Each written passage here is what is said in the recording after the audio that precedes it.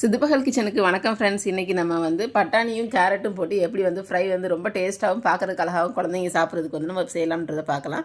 அதுக்கு நான் வடை சட்டியில் எண்ணெய் ஊற்றி வச்சுருக்கேன்.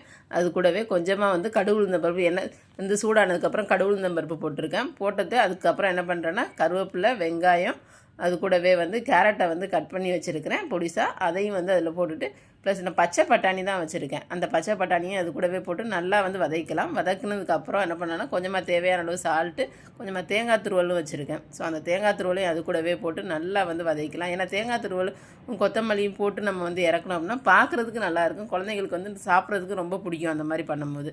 ஸோ இந்த மாதிரியே நீங்களும் செஞ்சு பாருங்கள் ஃப்ரெண்ட்ஸ். செஞ்சு பார்த்து எப்படி இருக்குது அப்படின்றத மறந்துடாமல் கமெண்ட்ஸில் கொடுங்க. புது வியூவர்ஸ் யாரும் பார்க்குறீங்க அப்படின்னா மறந்துடாமல் சப்ஸ்கிரைப் பட்டனை கிளிக் பண்ணுங்கள். அப்போ தான் நான் கொடுக்குற அடுத்தடுத்த வீடியோஸை நீங்கள் மிஸ் பண்ணாமல் பார்க்க முடியும். பக்கத்தில் உள்ள பெல் ஐக்கானையும் கிளிக் பண்ணிங்கன்னா தான் உங்களுக்கு வந்து மிஸ் பண்ணாமல் நோட்டிஃபிகேஷன் வந்து அதுவாகவே வரும். Thank you friends. அடுத்து ஒரு நல்ல ஒரு வீடியோவோட உங்களை நான் வந்து பார்க்குறேன். Bye bye friends.